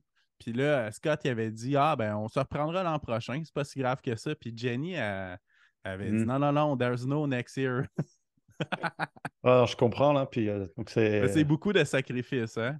ça Ouais. implique, ben moi, la première personne à qui j'en ai parlé quand j'ai eu cette idée-là, ben, c'est Anne, évidemment. Donc, parce Mhm. que si Anne n'embarquait pas, c'est comme, OK, ça ne fonctionne pas. Ensuite, j'en ai parlé à la mère de mes enfants, donc, parce que ça implique forcément un impact que j'essaie de limiter au maximum, mais en garde partagée. Donc, voir quelles balises on met et puis comment on fonctionne, vu que OK. je suis accessible, c'est-à-dire on peut me téléphoner, puis s'il faut que je prenne un bus pour rentrer parce qu'il y a une urgence, bah, je peux revenir. C'est pas, je suis pas au fin fond de l'Afrique ou en Antarctique ou autre. Je peux revenir relativement rapidement, mais il faut quand même le prévoir. Puis ensuite, j'en ai parlé à mes parents aussi. Donc, juste pour voir que l'environnement immédiat était au courant, puis voir où est-ce que ça coinçait de leur côté pour ben, résoudre avant toutes leurs inquiétudes ou les problèmes ou ce qui pourrait arriver, puis qu'on s'entende sur comment on fonctionne pendant que je ne serai pas là, s'il se passe quelque chose. Donc, ça a été principalement ça, là. OK, super. Puis, c'est quoi ta planification pour dormir? Est-ce que tu as un setup particulier? Je vais l'apprendre en cours de route. J'ai j'ai jamais fait de fast packing de ma vie. Du camping un petit peu, mais toujours avec une tente. Mais là, pour être le plus léger possible, j'aurai pas de tente. Donc, ça va OK. être une toile, 4 morceaux de corde pour me fabriquer un toit au-dessus de la tête. Donc, puis un morceau de matelas de sol et un duvet. Donc, ce sera tout. Donc, en gros, c'est quasiment dormir à la belle étoile. Sauf que je vais faire ça le plus souvent possible, mais régulièrement, juste pour aller me ravitailler, je vais descendre dans les petites villes qui bordent le sentier, donc bah, pour acheter à manger, puis beaucoup à manger, puis aussi, tant qu'à y être, une fois de temps en temps, ben, louer une chambre d'hôtel, puis prendre une vraie douche, puis dormir dans un vrai lit. Donc, Ouais, ce qui ouais. fait que j'imagine qu'au moins une fois par semaine, peut-être même deux, je vais dormir dans la civilisation. Donc, pour ensuite reprendre le sentier puis continuer. Donc, ça veut dire 2, 3 nuits à la Belle Étoile, puis avec autant d'autonomie en bouffe, puis redescendre pour me ravitailler. Donc, mais OK. j'ajusterai aussi en fonction de la météo puis des conditions. Donc, parce que si les conditions sont épouvantables, bon, ben là, peut-être qu'un hôtel sera la meilleure option plutôt que de m'obstiner à vouloir dormir dehors, puis finalement pas dormir, puis mettre en l'air les 2, 3 journées qui suivent. Puis, est-ce que tu as lu des récits pas mal de personnes qui ont fait l'Appalachian Trail pour te préparer? Ouais, ah ouais, j'en ai lu, j'ai trouvé des trucs super intéressants. Le premier que j'ai lu, c'était Bill Bryson. Donc, ça s'appelle en français Promenons-nous dans les bois, A Walk in the Woods. OK, oui, oui, je Euh, connais de nom, oui. donc, puis lui, ben, c'est un journaliste, donc à la base. Puis donc là, il raconte sa propre histoire où il a décidé en étant parce que à l'origine, c'est un Américain, puis là d'où il vient, ça borde, c'est proche du Sentier des Appalaches. Mais il a vécu, je pense, 25 ans au Royaume-Uni, puis quand il est revenu chez lui, donc quand il était jeune, le Sentier des Appalaches, il s'en foutait complètement, mais en revenant chez lui 25 ans plus tard, bon, son approche avait un petit peu changé, puis il s'est dit, ah, le Sentier des Appalaches, c'est quoi? Il s'est renseigné, parce que je pourrais essayer de le marcher à la randonnée au complet, ce qui a été un désastre. Donc, parce qu'il n'était pas prêt pour ça. Puis l'ami qu'il a choisi pour faire ça avec lui, c'était encore pire. Mais ça a donné un livre vraiment, vraiment drôle. Donc, il a fait, je pense, 10% du Sentier des Appalaches avant d'abandonner. Mais j'en ai appris beaucoup sur l'histoire du sentier, qui est déjà super intéressant. C'est pas du tout ce que je pensais. Puis également comment ça fonctionne, parce que lui, c'était décrit puis de manière très imagée et très précise, vu que c'est un journaliste, comment ça fonctionne. Donc c'est prévu pour. Tu peux lire ça, même si tu n'as aucun intérêt pour le sentier des Appalaches ou la marche ou la randonnée. C'est-à-dire c'est de la vulgarisation. Donc j'ai commencé avec ça, puis après je suis plongé dans les blogs de ceux qui avaient fait le sentier que je m'apprête à faire au complet, l'assemblage de sentiers. Et puis j'ai également, donc, incluant un gros livre comme ça par Nimbleweed Nomad, c'est son nom de trail, qui a fait le sentier au complet de Floride jusqu'en Gaspésie. Puis en gros, OK. c'est son journal de bord. Donc, qu'il a fini par imprimer à un moment. Il a fait ça en 98. Puis donc, c'est jour par jour, tu as comme son compte-rendu de ses journées sur le sentier. Puis Wow. là-dedans, tu sais, il a écrit pour lui d'abord, c'était son journal de bord. Donc, il y a plein de trucs qui ne sont pas super intéressants ou très répétitifs, mais c'était son petit journal à lui. Mais au passage, il y a plein de perles d'informations que tu finis par glaner parce qu'il l'a vraiment fait au complet, puis avec tous les problèmes et les trucs qu'il a appris. Donc, c'était super intéressant. Est-ce que c'est la première personne à avoir fait le Deuxième, 8000? le OK. deuxième. Il y en avait un avant, John Brinda, qui l'a fait en 97. Je pense même qu'il lui a fallu 2 ans pour le faire, parce qu'à cause des contraintes météo, c'est pas évident de faire le sentier au complet en une seule saison. Donc, surtout dans le nord du parcours, incluant la Gaspésie, tu peux pas le faire n'importe quand. Donc, je Ouais, pense ouais. le premier l'a fait en 2 fois. Donc, mais OK. l'autre en 98 l'a fait en une fois. Ça lui a pris une dizaine de mois. Mais en lisant ce livre-là, normalement, il faisait référence à un autre livre. Donc là, c'est comme, c'est intéressant parce que c'est le premier qui a fait le Sentier des Appalaches en une saison, justement. Puis ça a été fait en 1948. Donc là, en 48, tu te replaces juste après la Deuxième Guerre mondiale. Le gars, c'est un vétéran de la Deuxième Guerre mondiale. Le sentier avait été créé dans les années 30, donc à peine 20 ans avant, parce que c'est une Ouais. création totalement artificielle, le Sentier des Appalaches. Il n'y a pas de sentier avant, ils l'ont ouvert. Donc, c'était quelqu'un qui avait eu une idée, un rêve de faire un sentier entièrement communautaire de 3500 km de long, donc qui suit à peu près la chaîne de montagne des Appalaches. Donc, le projet avait été lancé, ça avait été créé, puis pendant la guerre, c'est tombé dans l'oubli parce que les priorités étaient ailleurs, évidemment. Mais Mhm. celui qui l'a fait au complet la première fois était impliqué dans la création du sentier avant la guerre. Puis, après avoir perdu pas mal d'amis pendant la guerre, au bout de 3 ans, il s'est dit il fallait qu'il se change les idées. Donc, il s'est dit je vais faire le sentier. Donc, il est parti avec son matériel de l'armée, donc des bottes, son sac à dos, une tente, etc. Puis, il s'est Wow. lancé là-dedans. Mais là, tu parles de 48 avec aucun matériel moderne comme on le connaît, loin de Mhm. là, tout l'inverse. Et en plus, maintenant, le Sentier des Appalaches est devenu mythique et donc il y a des ressources pour les randonneurs à la tonne. À Ouais. l'époque, le sentier était quasiment oublié. Donc, ils s'arrêtaient dans des villes pour aller se ravitailler. Les gens habitaient à 1 kilomètre du sentier, n'avaient aucune idée qu'il y avait un sentier qui avait été créé par le gouvernement à cet endroit-là. Donc, il voyait quelqu'un arriver avec son sac. C'est comme, tu viens d'où? Puis tu fais quoi? Ben là, je suis parti de Géorgie, puis je vais dans le Maine. C'est comme, Après, tout de suite après la Deuxième Guerre ouais, mondiale. ouais. Donc, il le prenait pour un fou, mais il a fini par le faire au complet.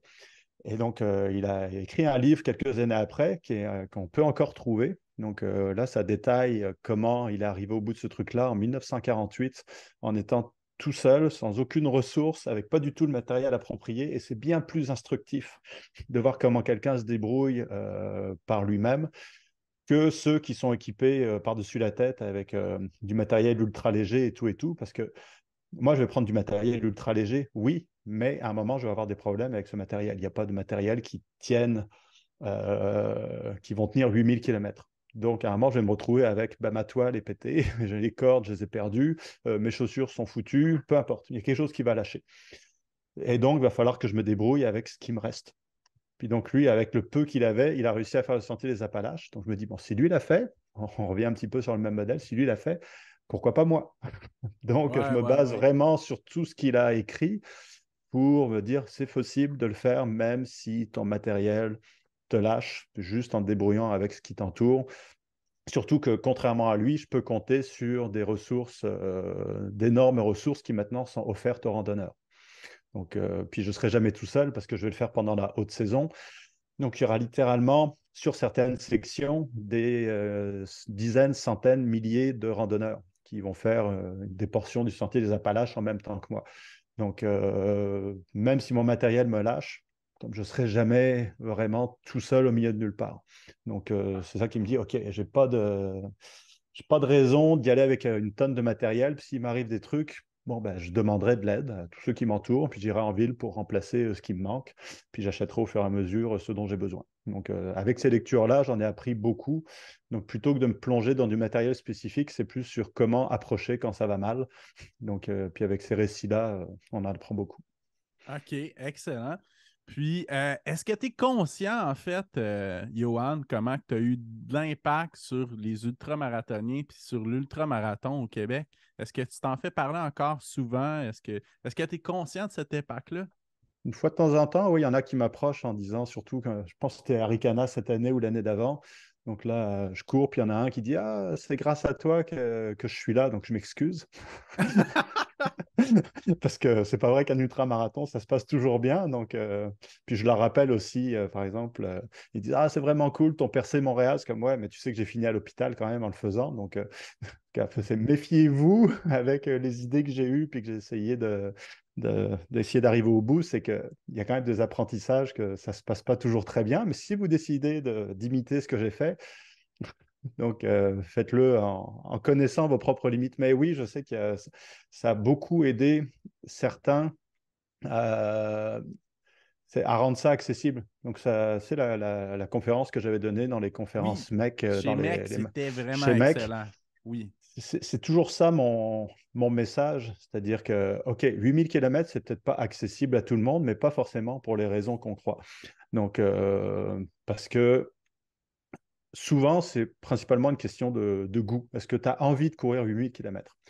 Puis pour la plupart du monde, c'est comme non. Puis je comprends. Parce que ça implique effectivement beaucoup de sacrifices, puis d'arrangements, puis etc.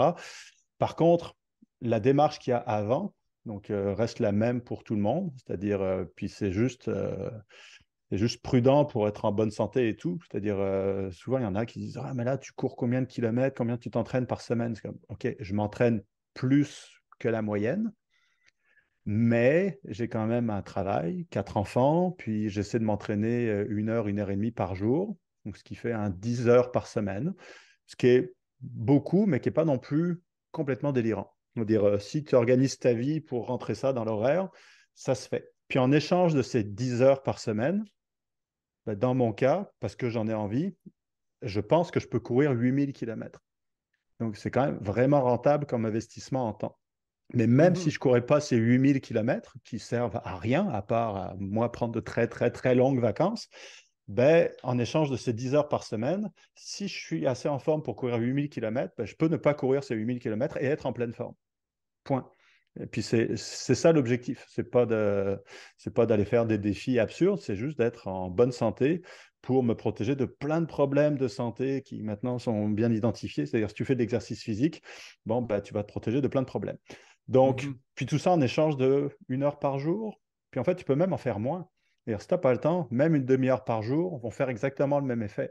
Parce qu'entre Mhm. 30 minutes et 1 heure et 1 heure et demie, c'est-à-dire entre 0 puis 30 minutes, l'effet est énorme. Entre Ah 30 ouais, minutes puis une clairement. heure, oui, tu as quelques effets, quelques bénéfices supplémentaires, mais après, entre 1 heure puis 2 heures par jour, ça ne change plus rien. Tu es déjà en forme.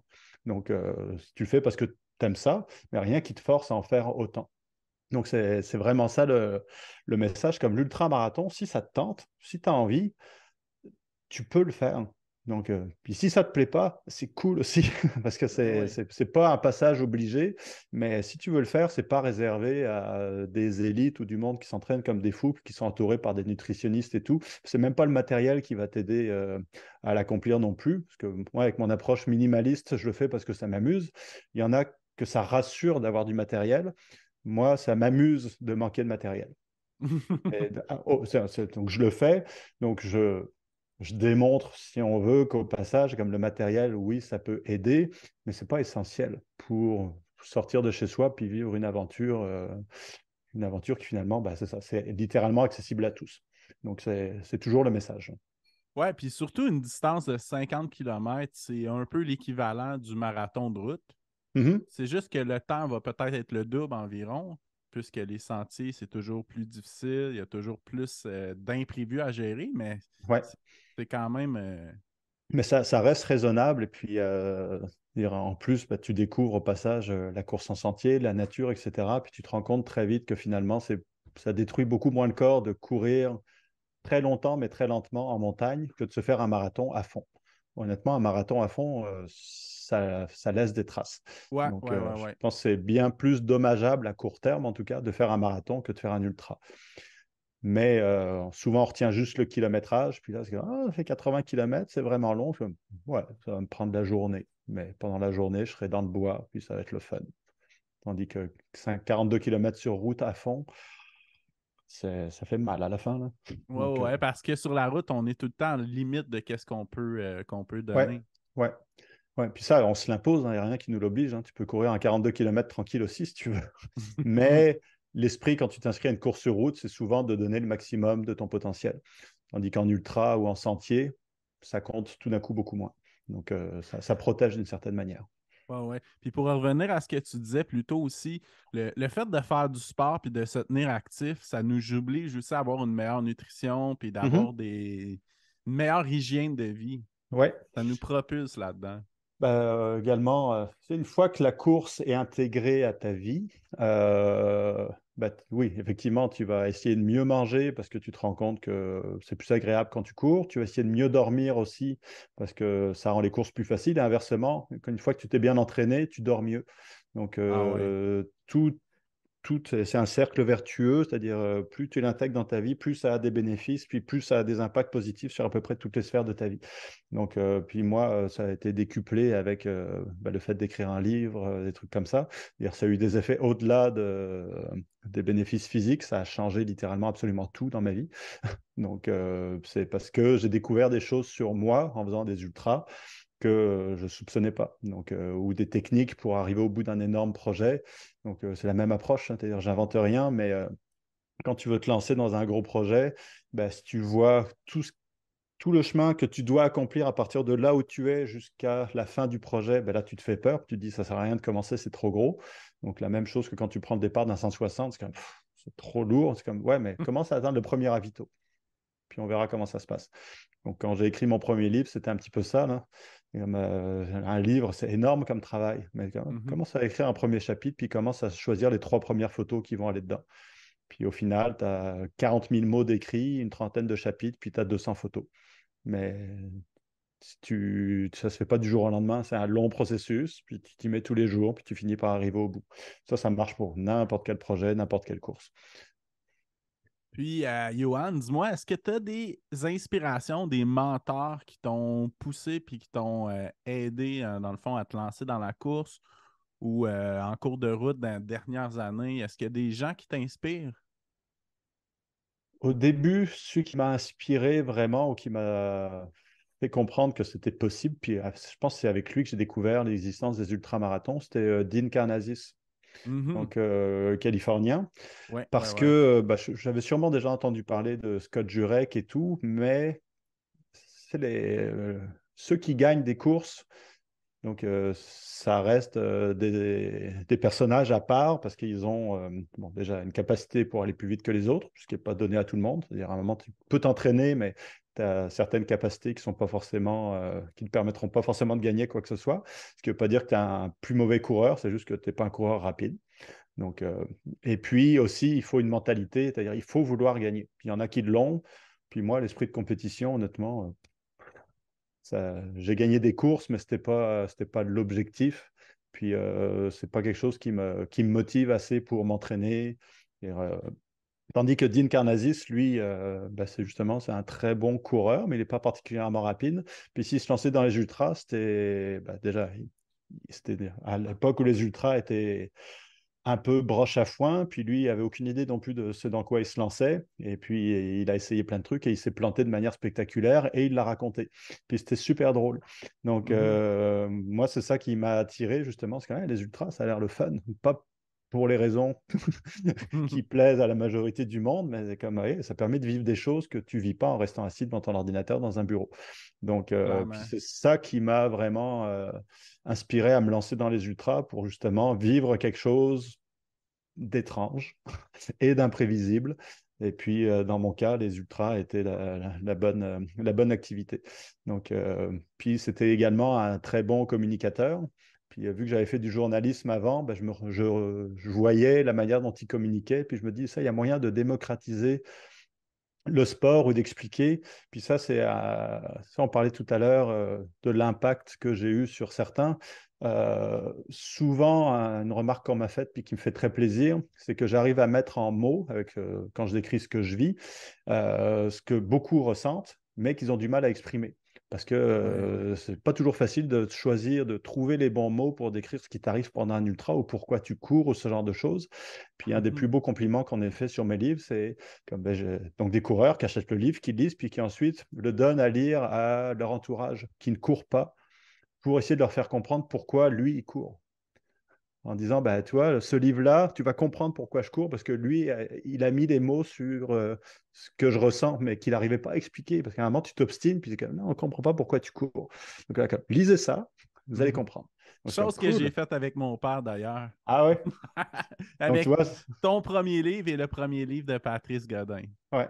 Donc ça, moi, c'est un super compliment parce que c'est Ouais, justement un travail de vulgarisation que je ouais, trouve que ouais. Dean Karnazes avait également très bien fait. Donc on n'est pas du tout dans la performance ou le guide de course à pied, l'entraînement, le matériel et ce genre de choses qui sont tous très importants aussi, mais qui ne parlent pas à tout le monde. Puis si tu fais lire Courir mieux, par exemple, qui est un formidable livre d'entraînement, tu ne feras pas lire à ton père, Non, à moins qu'il effectivement. soit maniaque de course à pied. Mais ça va clairement pas lui expliquer pourquoi tu cours. Non, non, non. Donc là, c'est un autre aspect. Donc, les livres, c'est vraiment ça que je voulais, c'est-à-dire que les coureurs puissent s'identifier, même s'ils n'ont pas envie de courir des très longues distances, mais qu'ils puissent s'identifier parce que je décris eux aussi ce qu'ils vivent, parce que ce que je vis est loin d'être unique, là. On passe tous par là, peu importe notre niveau. Puis, dis-moi, Johan, comment c'est arrivé ton l'histoire du TED Talk au juste? Euh, c'est quelqu'un qui m'avait contacté par Facebook en disant, lui était impliqué, je pense, en tant que bénévole dans TEDx Québec. Donc, parce qu'il y a les TED Talks officiels, puis après, les TEDx, c'est en gros, t'as un format respecté, mais tu peux avoir n'importe quelle initiative locale qui s'inspire du format, puis qui organise ça localement. Donc, il y en a OK. à Québec, Montréal, peu importe, tu peux en créer un si tu veux. Donc, tu as comme une marque, un format respecté strict, De et temps. puis de Ouais, ouais. temps, le rond rouge, etc. Et OK, puis, OK. donc, c'était organisé à Québec. Lui était dans l'équipe des bénévoles. Puis, où il connaissait quelqu'un qui était dans l'équipe de bénévoles, puis il cherchait des conférenciers. Euh, Puis, lui, il avait dit, il me connaissait au moins de réputation. Puis, il s'était dit, ah, peut-être que Johan serait un bon candidat pour faire une présentation style TED. Donc, il m'a contacté, puis la période de candidature était passée, mais il leur manquait un peu de monde. Donc là, comme, il avait contacté les organisateurs pour dire si jamais je vous en présente un nouveau, donc même si les délais sont un petit peu passés, est-ce que vous pourriez au moins regarder sa candidature? J'ai dit ouais, ouais. Donc là, j'ai fait ça dans la journée, j'ai envoyé ça, puis bon, ils m'ont pris. Puis après, c'est comme, OK, maintenant, il faut réfléchir à ce que je veux vraiment dire, puis comment le faire. Puis bon, on était coaché, on était encadré pour pouvoir livrer une bonne conférence, parce que le format est très spécifique. C'est-à-dire, c'est entre 3 et 12 minutes, il me Mhm. semble. Donc, il faut que tu trouves ton message, puis il faut que tu le répètes. Puis c'est pas comme du théâtre, mais un petit peu, c'est-à-dire, tu répètes, puis tu peux pas improviser, là, parce que faut que tu racontes une histoire, puis il faut que ça rentre dans le. Puis quand on te donne ta place, c'est comme on te dit d'avance, c'est comme tu vas pas parler entre 3 et 12 minutes. Moi, j'avais 11 minutes. OK. Donc, il faut que je livre mon truc en 11 minutes, parce qu'après Ce la qui était soirée tourne, différent de tes conférences habituelles. ouais, où je peux parler 5 heures tout seul. Ouais. Donc, c'était à 11 minutes. Et puis, donc là, en étant bien encadré, ben, ça a permis de faire ça. Mais c'était une nouvelle expérience, pas mal de stress, parce que se retrouver sur une scène de théâtre avec 200 personnes devant soi, puis avoir un horaire à respecter, puis un message à livrer, c'était une Ouais. belle expérience. Mais c'est arrivé comme ça, là. Donc, quelqu'un a pensé à moi que je pourrais bien m'intégrer là-dedans. Puis, ben, j'ai sauté sur l'occasion. Donc, un jour, il faudrait que j'en refasse une, d'ailleurs. Ce serait sympa, avec un nouveau message. Mais Ouais, ouais. ouais, Super. Puis, qu'est-ce qu'on peut te souhaiter pour ton périple de 8 000 kilomètres, Johan? de manger beaucoup. Ouais, c'est ça que je dis en y réfléchissant un petit peu. Si vous voulez venir me rejoindre, pas de problème, mais apportez de la bouffe. Parce que j'en aurai jamais assez. Donc, Ouais, ouais, je venez, comprends. venez les mains pleines. Puis je vais tout manger. Excellent. Puis, écoute, pour te supporter, il y a la plateforme Kofi. Coffee, ouais. Ouais, OK? ça c'est quelque chose que j'ai expérimenté avec ce projet-là, parce que je Ouais. cherchais un moyen d'avoir un petit support financier, parce que partir 2 semaines entre Percé et Montréal, bon, ça se fait sur C'est des pas. vacances. Ouais, Partir ouais. 5, 6 mois, parce que j'ai consacré la moitié d'une année à ce projet-là minimum, donc financièrement, c'est pas évident. Donc, je me suis dit, bah, il faut que je trouve un moyen de au moins compenser un petit peu cette perte de revenus. Puis, Kofi, ça fait partie de ces sites où tu peux t'abonner et puis quand tu t'abonnes, ben, tu as accès à du contenu exclusif. Puis j'avais déjà pensé avant avec Facebook ou autre, comme qu'est-ce que je pourrais proposer comme contenu exclusif avant d'avoir cette idée de courir 8 000 kilomètres. Puis honnêtement, je ne voyais pas. C'est comme pourquoi est-ce que quelqu'un paierait 5 dollars pour voir les photos que normalement je poste sur Instagram avant tout le monde? C'est comme ça n'avait pas de sens. Mhm. Tandis que là, vu que je vais vivre des choses que même moi, je ne sais pas ce que je vais vivre, puis que j'ai envie de le partager, puis rentrer vraiment dans le détail, je me dis, bah, ça va être super intéressant parce que personne n'a aucune idée de ce qui va vraiment se passer. Et puis, je veux partager. Puis, Anne aussi, de son côté de la médaille, justement, qu'est-ce qui va se passer à la maison pendant mon absence. Donc, on veut documenter tout ça. Et puis, plutôt que de bombarder Facebook avec des vidéos dont certaines, on s'entend, moi, quand je vais filmer sur le terrain, ce ne sera pas forcément des vidéos très intéressantes. C'est-à-dire, je vais faire ce Mhm. que je peux en fonction de l'état dans lequel je suis. Puis, je me dis, larguer ça sur Facebook sans montage, disons que ça ne va pas plaire à tout le monde. Par contre, ceux que ça intéresse vraiment, bon, ben, je vais mettre ça sur une plateforme à part. Puis s'ils sont là, c'est parce qu'ils le voudront bien. Ce ne sera pas soumis aux algorithmes de Facebook qui va proposer ça à du monde qui n'a absolument pas envie de voir quelqu'un sale au milieu de la forêt. Mais par contre, je vais partager à ceux qui le veulent bien puis que ça intéresse vraiment du contenu brut. Puis donc, ils vont pouvoir voir au jour le jour, le plus souvent où j'arrive à poster, comment ça se passe. Puis là, en plus, ça s'y prêtait bien parce que même percer Montréal pendant 2 semaines, ça aurait été relativement court, trop court pour une plateforme où tu as un abonnement mensuel. Ouais, ouais, ouais. C'est-à-dire que j'aurais bien pu. Déjà, je me suis décidé au dernier moment, donc ça n'aurait pas fonctionné, mais même 2 semaines, bon, bah, tu payes une fois un café, tu as accès pendant 30 jours, bon, bah, la course est finie. Donc, c'était très long, mais en même temps, ça ne dure même pas un mois. Tandis que là, j'ai ouvert ça fin décembre. Donc, c'était à OK? peu près, c'était 2 mois avant de partir. Donc, Puis là, en ce moment, je partage des réponses aux questions qu'on me pose. J'ai également des conseils qui me sont donnés par d'autres athlètes, aventuriers, etc. Donc, d'expérience. Je commence à partager également le matériel que je veux utiliser. Donc, ça, c'est dans les 2 mois entre le moment où j'ai lancé ça puis le départ. Donc, ça, c'est déjà du contenu qui est, je pense, intéressant. Puis après, il y aura tout ce qui va m'arriver pendant. Donc, 5 mois d'aventure. Donc, ça fait du contenu imprévisible, mais potentiellement très intéressant. Et puis, même au-delà de ça, une fois que je vais revenir, justement, la partie atterrissage, récupération, c'est-à-dire, je ne vais pas récupérer en 2 jours. Donc, documenter la récupération va être instructif. Moi non plus, je ne sais pas combien de temps il va me falloir pour remonter la pente après avoir couru pendant 5 mois. Donc là, je me suis dit, c'est vraiment un beau projet pour lancer une plateforme basée sur l'abonnement et partager du contenu pour ceux qui vraiment s'intéressent à ça de manière très, très pointue. Donc, je parle à donc, une petite communauté de passionnés. Mais l'avantage, c'est que là, ça fait un canal de communication direct entre moi, Anne et ces gens qui veulent nous suivre. Ben oui, Parce que sur clairement. Facebook, je vais perdre le contrôle, il y aura trop de commentaires, trop de choses, puis j'arriverai pas à le suivre. Dire que Ouais, sur ouais. Ko-fi, si on est quelques centaines, c'est quelques centaines de gens qui ont choisi d'être là. Ouais, ouais, ouais, ouais. Et donc l'interaction va être vraiment directe. Et là, ça fait une petite communauté très, très soudée autour de ce projet-là.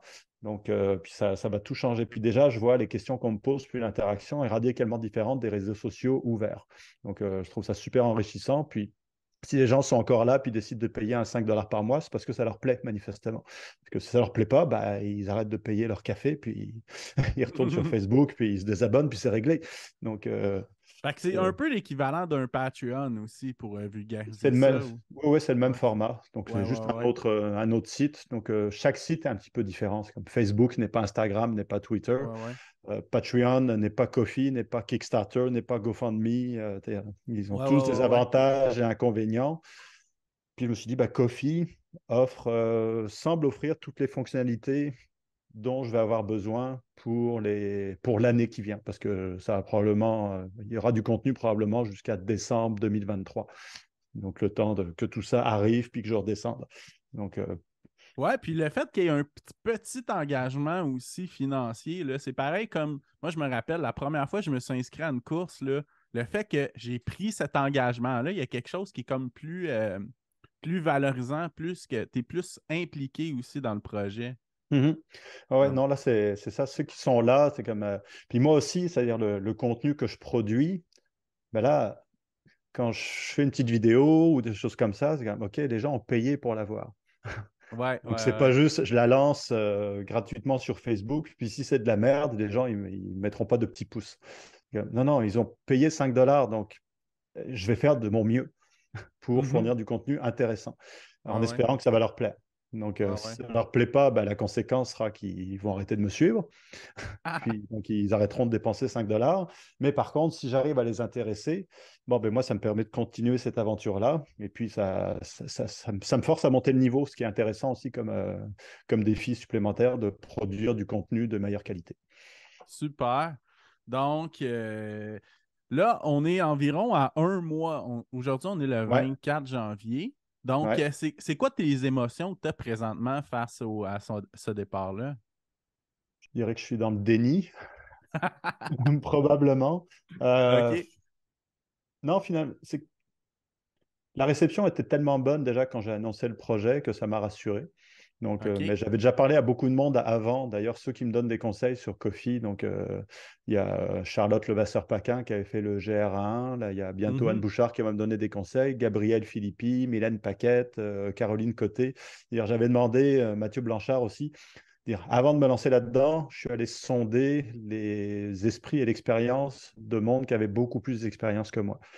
Juste pour voir si je leur dis ça, est-ce qu'ils vont me regarder avec des grands yeux puis dire ne fais pas ça, c'est n'importe quoi. Donc, puis eux, je les aurais cru parce que mes parents m'ont dit ça, mais je ne peux pas croire mes parents, c'est normal, c'est mes parents. Par contre, des aventuriers d'expérience, ils me disent que je fais une grosse connerie, je vais les écouter. Mais il n'y en a aucun qui a dit ça. Donc déjà, ça m'avait rassuré dans les mois avant. Mais après, quand je l'ai annoncé publiquement, là, voici mon projet, je veux courir 8 000 km.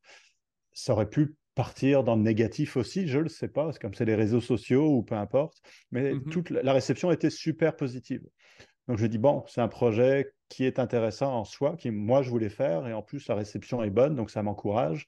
Et puis, je vois que les gens sont prêts à le suivre. Donc, puis pour les bonnes raisons. Donc, c'est pas juste pour me voir me planter ou me détruire. C'est comme, non, non, il n'y a personne qui veut que j'aille me détruire là-dessus. Donc, ils veulent vivre quelque chose par procuration ou apprendre des choses au passage. Il y en a plein que des aventures comme ça intéressent et qui voudront peut-être se lancer. Donc, un peu comme le run commute ou les ultras avant. Donc, Oui, ben, je vais exactement. y aller, je vais revenir à des expériences, puis des conseils, puis des trucs à pas faire. Et puis, il y en a plein qui vont se dire, bah, si lui l'a fait, pourquoi pas moi? C'est comme cool. Donc, je vais essayer de faire 8000 km, puis après, je vais revenir avec, bon, finalement, c'était pas pour moi, mais c'est pas complètement fou, ou c'était génial, faites-le tous. Non, ce sera pas ça, c'est impossible. Mais en gros, moi, ça me conforte dans mon choix que c'est une belle aventure à essayer puis à partager. Donc là, je suis super impatient. Puis là, je trouve que le temps passe vraiment, vraiment vite parce qu'il reste tellement juste un mois. Puis j'ai toujours pas mon matériel, par exemple. Mais je suis optimiste, ça va se placer. Ça va se placer. Super. Puis, c'est quoi les meilleurs endroits pour te suivre? Il y a Instagram, Facebook, je crois. Instagram, Facebook, c'est surtout Facebook parce que c'est là où il y a le plus de variété d'interactions possibles. Donc, Ouais, parce ouais. qu'Instagram, c'est principalement un médium visuel. Donc, j'ai pas toujours de belles photos à partager. Donc, je le fais quand même sur Instagram, mais ça s'y prête un peu moins. Facebook, je peux partager des liens. Donc, je peux partager des photos, je peux partager des vidéos. Donc, avec un peu plus de flexibilité qu'Instagram. Mais si tu veux rentrer dans le détail, c'est vraiment sur Ko-fi que ça se passe. Donc, c'est là où je publie maintenant le contenu, du contenu quotidien, mais qui est hyper spécifique à la course que je m'apprête à faire. Donc, si ceux qui me suivent sont intéressés à suivre cette course-là, ben, c'est sur Ko-fi. S'ils veulent juste voir un peu comment ça se passe en général, ben, je vais essayer de partager à intervalles réguliers un petit résumé, mais ce ne sera pas aussi complet qu'il y a sur Ko-fi. Mais ça peut suffire à bien du monde. Si tu n'as pas envie de savoir ce qui se passe tous les jours, etc., bon, ben, reste sur Facebook gratuitement, puis tu auras quand même du contenu. Mais ce ne sera pas aussi détaillé, évidemment, que ce à quoi ont droit les abonnés. Donc, c'est parce que aussi les abonnés sont intéressés vraiment à tout savoir dans les moindres détails. Ben, Puis, il y en a peut-être. comme je parlais aussi, là, cotisation pour t'aider, c'est l'engagement qui est Mhm, différent, ouais, ouais. ouais, ouais. Puis donc, puis ça, je compte aussi beaucoup. Les premiers commentaires ont été positifs, puis je compte beaucoup sur les commentaires et le soutien de la communauté au sens large pour m'aider à continuer. Ça avait fait toute la différence entre Percé puis Montréal. Mhm. Et là, ça va être ça fois 10. Donc, ça va. Je vais me baser sur l'engouement, enfin le soutien populaire pour continuer là. Donc, littéralement, moi, ça m'aide. Ça peut être à double tranchant. On peut se mettre de la pression. Mais moi, je vois vraiment comme s'il y a autant de monde qui a envie de me voir continuer, je leur dois, par respect, de faire de mon mieux. Ce qui ne veut pas dire que j'arriverai au bout. Ça va peut-être s'arrêter très vite, mais au moins, j'aurais essayé. Puis je pense que pour la majorité du monde, c'est juste ça qu'ils veulent. C'est comme quelqu'un qui essaye, puis si à un moment, je décide que c'est trop, ça marche pas. Au moins, j'aurais essayé. Donc, puis je pense pas qu'il y Super. aura de jugement. Donc, s'il y en a, ben, tant pis. Ben, excellent. Eh ben, merci beaucoup de ton temps, de ton passage sur le podcast, Johan, là. Un C'est plaisir. un rêve qui se réalise pour moi aujourd'hui. Donc, écoute, le meilleur des succès, la meilleure des chances pour Merci. ton périple. Puis, écoute, si tu continues à avoir le mindset que tu avais dans ton premier 100 miles, je suis très positif pour toi. Parfait. Ben, merci beaucoup, Optimiste. Jean-François, pour cet accueil, là. Donc, puis, très bonne question. On est allé dans des sujets qui sont rarement abordés. Ça fait toujours plaisir. C'est sans fin, hein, les sujets qu'on peut aborder, là. Donc, Clairement. merci pour tout ça. Ben, merci à toi.